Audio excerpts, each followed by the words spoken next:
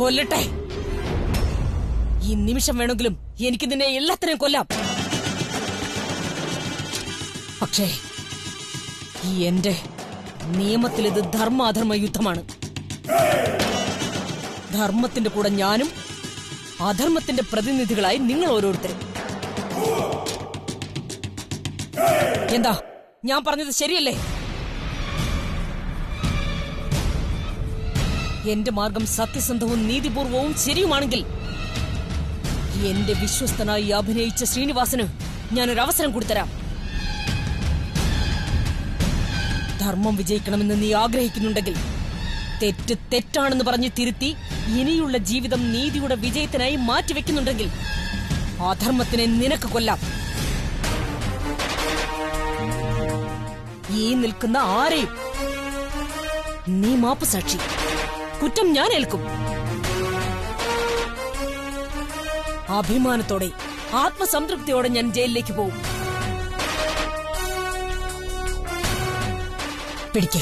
പിടിക്കാൻ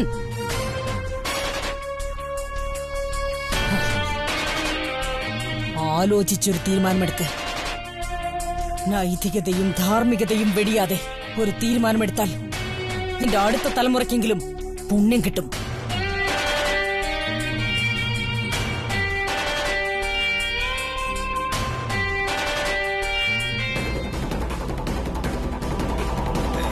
അയ്യോ,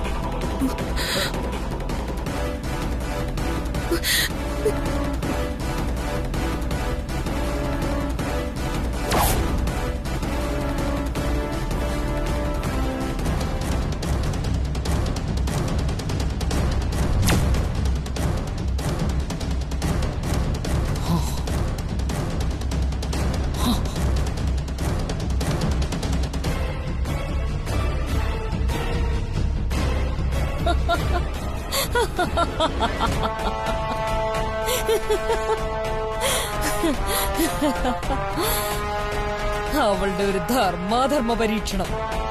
ഭഗവത്ഗീത തത്വോപദേശങ്ങൾ എന്നുവെച്ചാൽ അർജുന വിഷാദ യോഗം മുതൽ മോക്ഷ സന്യാസി യോഗം വരെ 18 സർഗങ്ങളും ഇവൾക്ക് മനപ്പാടമല്ലേ? ഞാൻ കണ്ടതിൽ വെച്ച് ഏറ്റവും വലിയ മടയ്യ അഖില നീ. അവസരം കൈവന്നപ്പോ അത് വിനിയോഗിക്കാൻ അറിയാത്ത വിഡ്ഢി.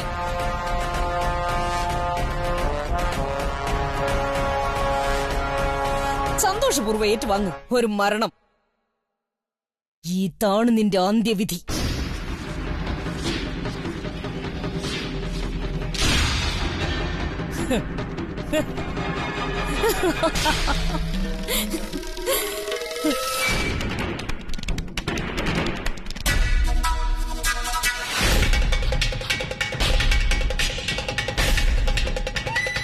ശ്രീനിവാസൻ,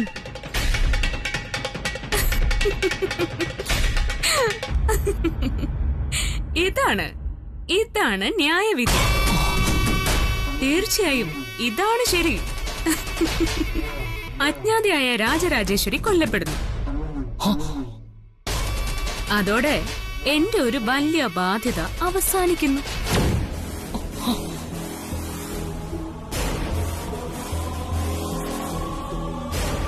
രാജരാജേശ്വരിയുടെ കൊലയാളിയായ തൃച്ചംബരത്തെ അഖിലാണ്ടേശ്വരി അങ്ങനെ എന്നേക്കുമായി ഇരുമ്പഴിക്കുള്ളിൽ.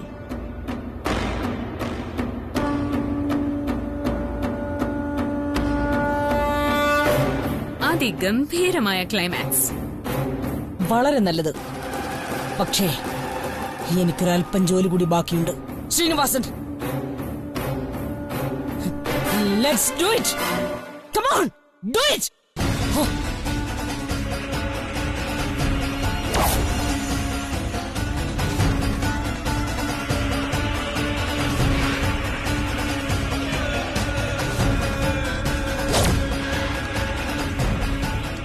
No, no, Srinivasan, no, Priyanka.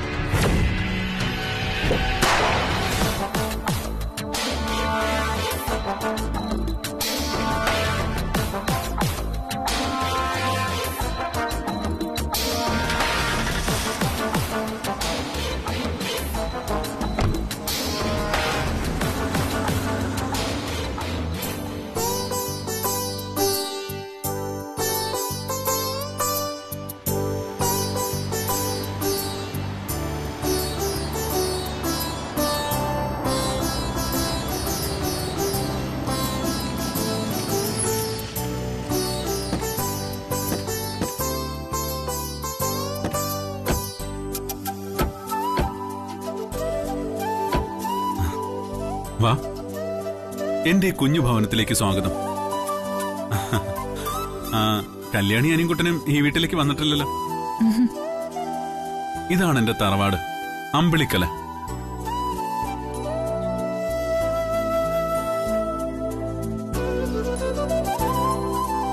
അല്ല, ഇവിടെ ആരും കാണുന്നില്ലല്ലോ. ഇവിടെ വേറെ ആരും ഇല്ലേ? കല്യാണി, എനിക്ക് അപ്പനും അമ്മയായിട്ട് ഒരേ ഒരാളെ ഉള്ളൂ ഇവിടെ ഇപ്പം. അതൊരു ഒന്നൊന്നര ഉരുപ്പടിയാ. ഒരു ഒറ്റയാൾ പട്ടാളം എന്ന് തന്നെ പറയാം.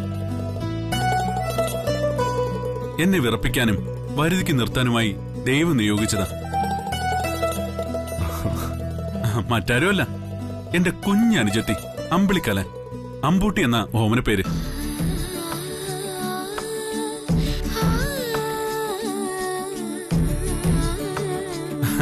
പറഞ്ഞു തീർന്നില്ല, ഇടിമിന്നൽ പോലെ ദേ വന്നല്ലോ.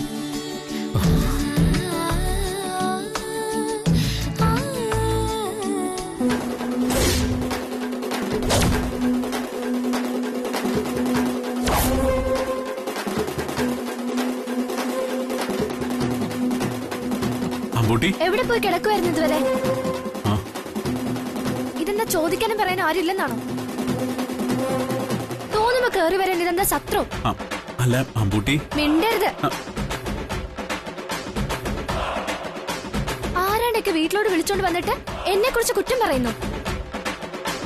അമ്പൂട്ടി, ഇവരെങ്ങനെ അന്യരൊന്നുമല്ല. അവരാരോ ആയിക്കോട്ടെ, എനിക്കൊന്നുമില്ല. എന്താ എന്താ എന്നെ കുറിച്ച് ഇവരോട് വേണ്ടാതിനം പറഞ്ഞിരിക്കുന്നെ?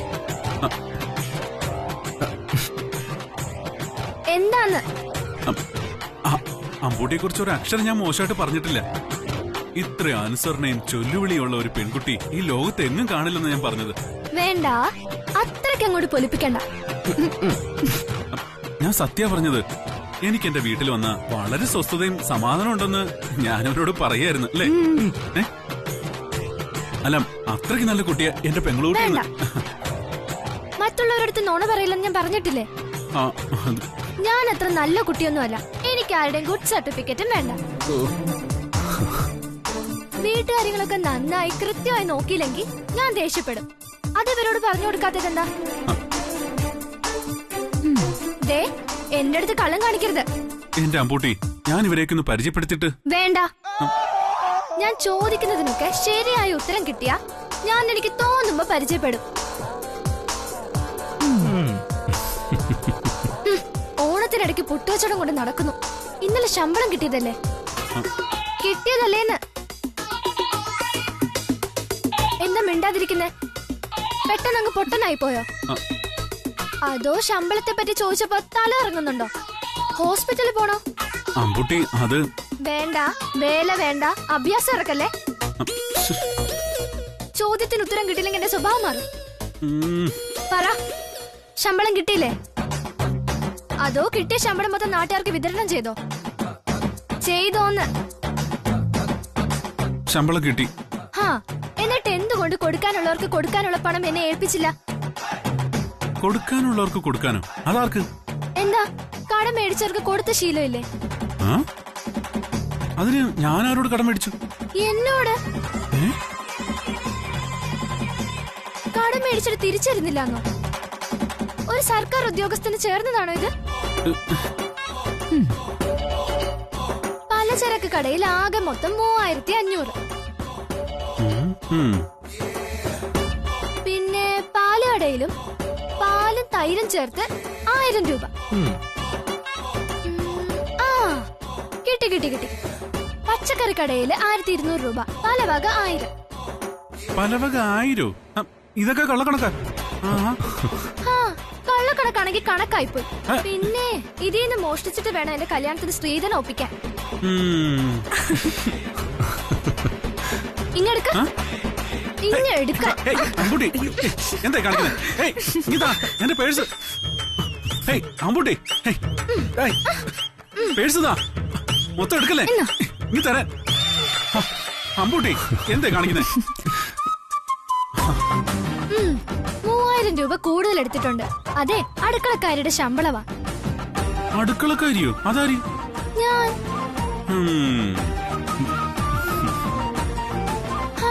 ഇനി ഇവരെയൊക്കെ പരിചയപ്പെടാം. ഇവരൊക്കെ ആരാ? ഈ നിൽക്കുന്നത് ആനന്ദേട്ടനല്ലേ? എനിക്കറിയാം. ആ, ഇത് കല്യാണി ചേച്ചിയല്ലേ? ഈ പോത്തവാവ ചേച്ചിയുടെ അനിയൻകുട്ടനല്ലേ? ഇവരാരെയും എനിക്ക് പരിചയപ്പെടുത്തണ്ട. ഇവരാരും എനിക്ക് അന്യരല്ല. അല്ല, അപ്പോ സുബ്രഹ്മണ്യ സഹോദരങ്ങളൊന്നും ഇല്ലാന്ന് പറഞ്ഞിട്ട്? സഹോദരങ്ങളില്ലെന്ന് പറഞ്ഞ സത്യം തന്നെയാ. ഇത് സഹോദരിയല്ലല്ലോ, എന്റെ ഭരണകർത്താവല്ലേ. അച്ഛനും അമ്മയും അമ്മാവനും അമ്മായിയും ഒക്കെ കൂടി ഒരു പിറവി. കടം മേടിച്ചാലേ തിരിച്ചു കൊടുക്കാനും പഠിക്കണം. ഓ, അമ്പൂട്ടി പൊന്നേനൊന്നും വിളിച്ചിട്ട് കാര്യമില്ല. ഓ, ആനന്ദേട്ടാ, കണക്കുകൾ അപ്പം പറഞ്ഞില്ലെങ്കിൽ ഈ ചേട്ടപ്പം വന്ന് കള്ളക്കണക്ക് പറഞ്ഞ് എന്നെ പറ്റിക്കും.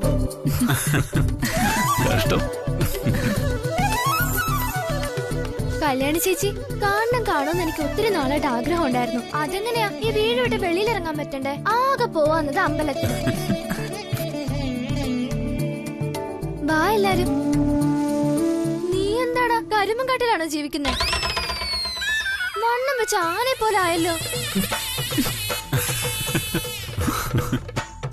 ഒരാഴ്ചത്തേക്ക് നിങ്ങളെ ആരെയും ഞാൻ വിടുന്നില്ല. എന്റെ അമ്പൂട്ടി, ഇവരാരും ഇനി എങ്ങോട്ടേക്കും പോകുന്നില്ല. ഓ, എനിക്ക് സന്തോഷായി. എന്നാ ഓരോരുത്തർക്ക് സംഭാരം എടുക്കട്ടെ.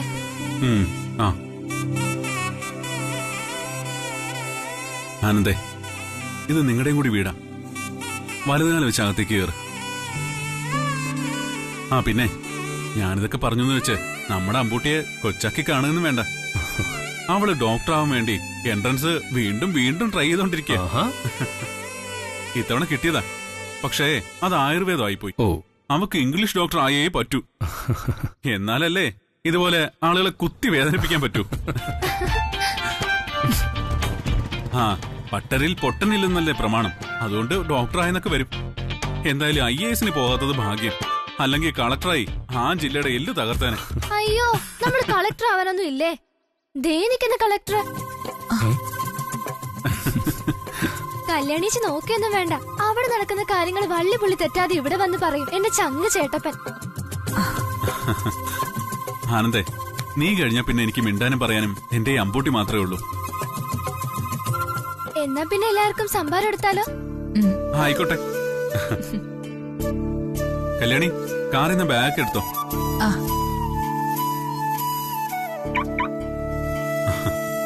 ആനന്ദ്, വാ.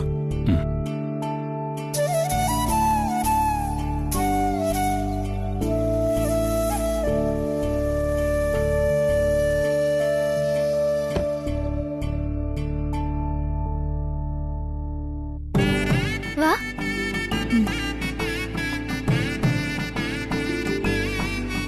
വാ ചേച്ചി.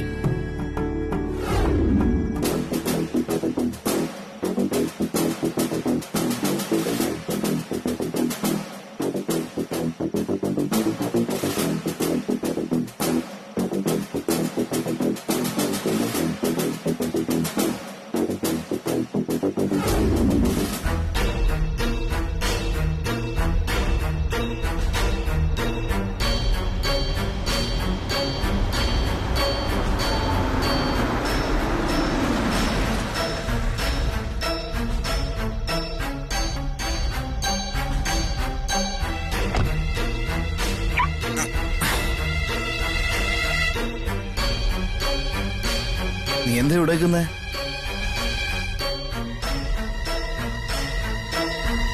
ഞാൻ അരവിന്ദനെ കാത്തു നിൽക്കായിരുന്നു. എന്തു പറ്റി? എന്താ, നിനക്കെന്തെങ്കിലും അസ്വസ്ഥതയുണ്ടോ? ഉണ്ട്, ശരീരത്തിനല്ല മനസ്സിന്. എന്താ നന്ദന, നീ എന്താ ഈ പറയുന്നേ? ഇതെന്താ, നിന്റെ ബാഗല്ലേ ഇത്? ഈ നശിച്ച വീട്ടിൽ ഞാനില്ല ജീവിക്കാൻ. എനിക്കൊരു വീടുണ്ട്, അവിടെ എന്റെ അച്ഛനും അമ്മയും ഉണ്ട്. ഞാൻ അങ്ങോട്ട് പോവാ. നീ എന്തൊക്കെയാ പറയുന്നേ? നീ എന്താ ഇങ്ങനെയൊക്കെ ചിന്തിക്കാൻ കാരണം? ഇത് പകയും പ്രതികാരവും ഒക്കെ ആയിട്ട് ജീവിക്കുന്നവരുടെ വീടാ. ഇവിടെ നിന്നോ ഞാനും നീയും നമ്മുടെ കുഞ്ഞും ഒക്കെ എപ്പോഴാ കൊല്ലപ്പെടാന്ന് പറയാൻ പറ്റില്ല. അതുകൊണ്ട് ഞാൻ ജീവനും കൊണ്ടങ്ങ് പോവാ. അരവിന്ദു എന്റെ കൂടെ വരണം. വാ. നന്ദന നീ പോകാൻ തയ്യാറാവുന്നതിന്റെ കാരണം പറ. എന്നിട്ട് എന്താന്ന് വെച്ചാൽ നമുക്ക് ചിന്തിക്കാം.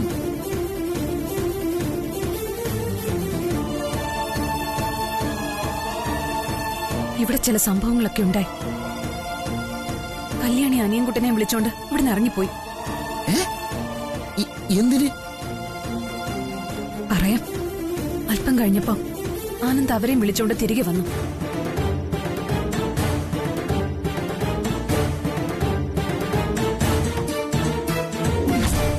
അമ്മയെ വെറുപ്പിക്കാതിരിക്കാൻ വേണ്ടി സ്വന്തം മോളോട് പിണങ്ങി നാട്ടിലേക്ക് പോയ ദാസേട്ടനെ തൃച്ചംബരത്തേക്ക് തിരിച്ചു വിളിച്ചത് എന്തിനു വേണ്ടിയായിരുന്നു?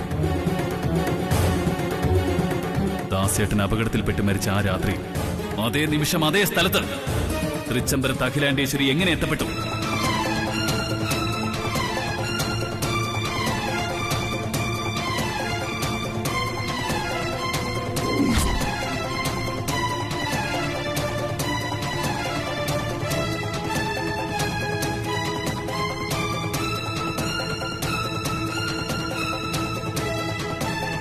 എന്നിട്ട് ബ്രോയും കല്യാണി ഇപ്പൊ എവിടെയാ?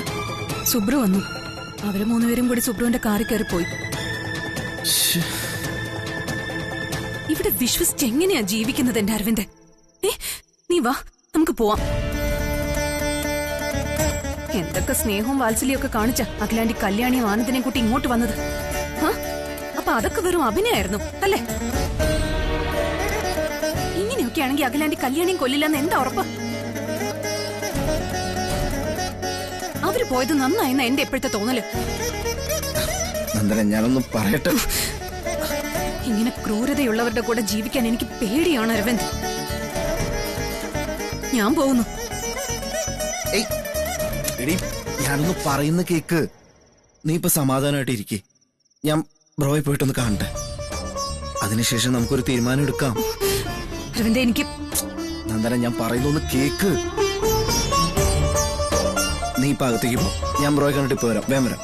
നീ ഇത് അകത്ത് വെച്ചേക്കെ. ഞാൻ ഇപ്പൊ പോയിട്ട് വരാം.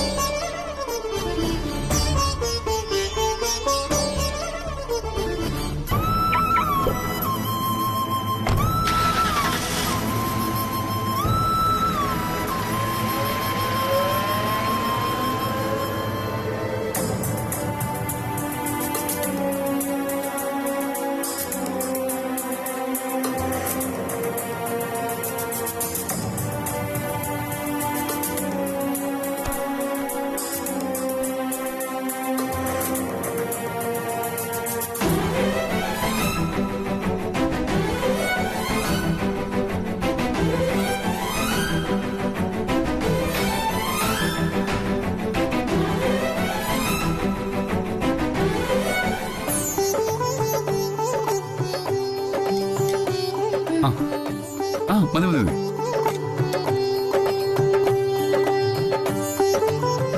അമ്പൂട്ടി കൂടി ഇരിക്കേ, നമുക്ക് എല്ലാവർക്കും കൂടി ഒരുമിച്ച് കഴിക്കാം. ഇന്നത്തെ അത്താഴം അങ്ങനെ അങ്ങ് പോട്ടെ. നാളെ പ്രാതല്ലേ, നമുക്ക് അങ്ങനെ ആകാം. എന്താ ചേട്ടപ്പാ? കല്യാണി അങ്ങനെ ചോദിച്ചതിന്റെ മറ്റൊരു അർത്ഥം എന്റെ അമ്പൂട്ടിക്ക് അറിയോ? ഇല്ല. അമ്പൂട്ടി കൂടി ഭക്ഷണം കഴിക്കുകയാണെങ്കിൽ അത്രയും നേരമെങ്കിലും നീയൊന്നും മിണ്ടാതിരിക്കുമല്ലോ കരുതിയ.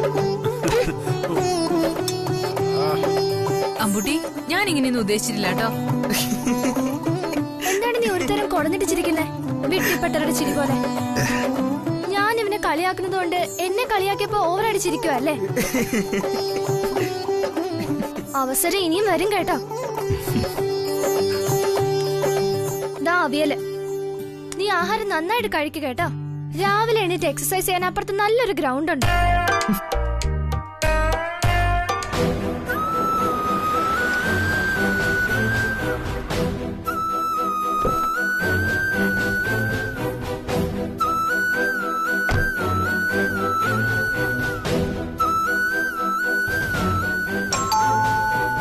ബ്രോ